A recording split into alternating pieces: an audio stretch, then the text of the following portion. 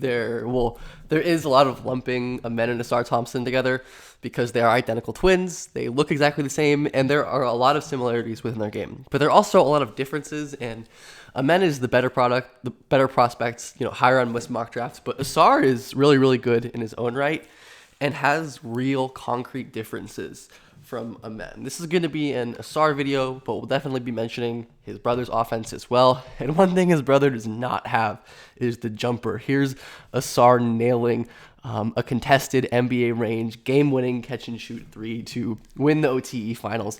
He is firing these with confidence off the catch without hesitation. His high release helps him get the ball over his defenders, and he's at the point in his kind of shooting career where he's taking difficult step back threes off the dribble. We'll talk more about his incredible handle later, but Ausar using it to create space, smoothly step back, that's about an NBA three, longer than that is a college three that Ausar is just draining.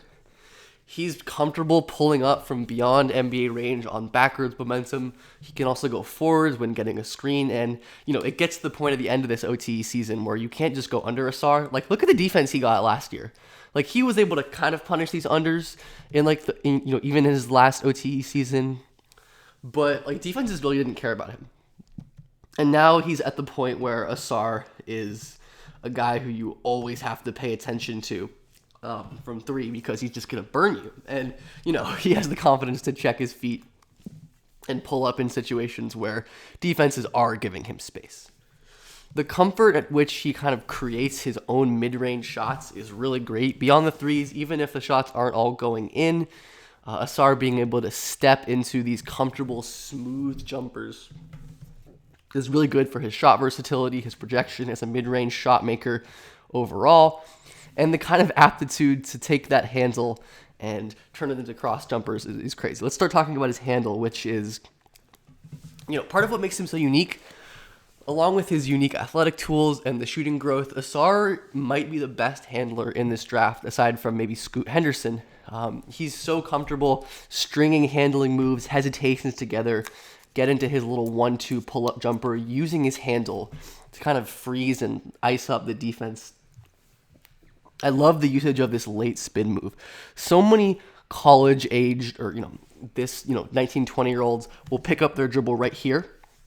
And then they're in a bad spot. This help is coming over. But because Ausar maintains his dribble, look at that control and how far he throws it into the paint. He's able to corral that in a better spot, jump, and finish with his right. Some of the handle strings he's able to pull out are just ridiculous. Into the lefty floater attempt. I love that. But let's look at all of the moves and the change of direction and the hell he puts this defender through. Tween.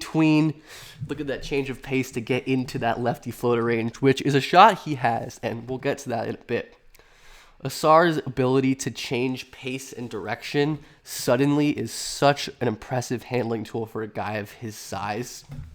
Really true 6'7" with this elite ball control. He goes from fast to slow to fast. That kind of wide sidestep pickup gets Ausar past his defender, and he just doesn't finish that one. But it's a great move regardless.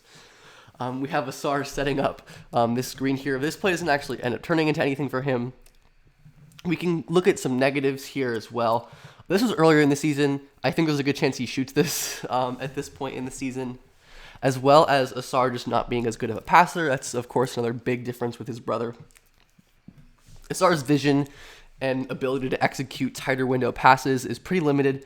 It looks like he does kind of see a pass here. Maybe he's looking at this corner, but this pocket pass window is pretty wide open, and Ausar just doesn't really see it. That's a problem compared to his brother, another difference in their game. But his ability to, I don't even think I went over the handle there. I got distracted.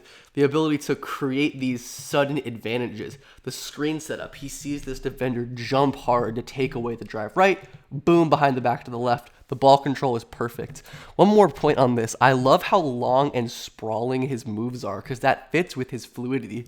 We'll talk about that with Amen in a bit, but the fact that he could just throw this behind the back out there and secure that with his offhand without losing control of the ball is really, really impressive for a player of his size. especially when we compare it to someone like his brother, who, when he does like almost the exact same move, is losing the ball just because he is too fast for his handle. Like, Ausar is not as fast as Amen, but Amen does not have the control to push the ball out far into space with his fluid movement and also corral it with his offhand and, you know, have the hand-eye coordination to control that. He's just not that kind of handler like Ausar is. Especially when defenses try to pressure his handle, it gets really, really dicey. His reaction time, which, you know, his reaction time is part of why he's such an amazing defensive prospect, but his ability to immediately snap when a defender reaches the ball, spin back immediately. His spin moves are so clean. There's no wasted movement at all in those spin moves, as we can see as well. There's a level of scoring craft and touch for Ausar that Amen just does not possess at all. Amen is incredible getting to the rim, but there's, you know, a lack of control in his intermediate game. Ausar is able to probe and poke and kind of fish for these little step through floaters because his touch is awesome. Like, I don't have numbers, but his touch anecdotally just looks really, really good. Ausar is able to use his strength to kind of push through defenders, use his patience, pump fake, and finish there, something Amen isn't really doing. And the touch is just phenomenal. He's so good contorting in midair and, you know, staying on balance and still being able to finish tough shots. He's awesome from floater range as well. Let's take another look at this play. Look at the long step Ausar uses here. This incredibly long stride, ball high, kind of puts this defender in a difficult position, because this is something where Ausar could keep moving towards the rim. He could look to fake a pass, but instead he just decells into a beautiful little floater because of how crazy his touch are. And you see him just hitting crazy stuff like this, which, you know, is a nice little soft indicator of the kind of wild touch shots that he's able to hit, you know, potentially translating to much easier touch shots in the majority of his kind of reps as well, where he's able to hit contested BS like that when he's not able to generate any separation. Ausar isn't as crazy a passer as Amen, that's for sure, but he can do some wild stuff in transition, like that telepathic outlet. There is just a special connection, clearly, that Amen and Ausar have on the floor together.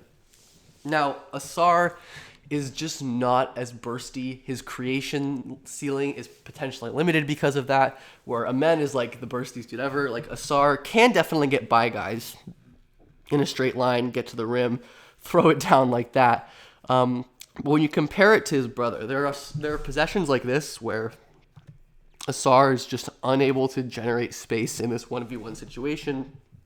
He can't get his shoulder really low to get leverage. His burst is lacking, and he just has to settle for a really tough jumper that he gets fouled on. But especially when you compare it to Amen, who is running past guys who give him a 3-foot cushion. That's a huge difference in their game. It's really interesting because, like, they kind of have pieces that the others are missing. Like, if Amen had Asar's handling control, like, holy crap. But Asar's shooting and handling and, you know, capable passing makes him a really interesting, like, secondary creator bet. Because if he is a, you know, palatable shooter, I think he was like 38% on almost 8 threes a game in the OTE playoffs, which, again, small sample, but the shooting growth to me, the curve at which he's been improving as a shooter over the last 2 years is all the more impressive to me than just, you know, a good shooting playoffs. So I think if the shot is there, the handle and, you know, the basic pick and roll reads, which I didn't have passing clips in here, but Ausar really can pass. He's just not as good as his brother, which is a really high bar, but he has basic pick and roll reads, especially in the open floor and transition. And Ausar is an amazing cutter as well, which I didn't include in here as well. So good at finding value off the ball. So I think Ausar is super underrated. I think he's the 4th guy in this class, right next to his brother. I think his lack of high-end on-ball creation upside because of the special athleticism that Amen has puts him a little behind, but the, you know, better handling and shot making and intermediate scoring make for one of the more intriguing prospects I can remember. I'm absolutely fascinated to see how he develops and how a team, you know, decides to use him in the league.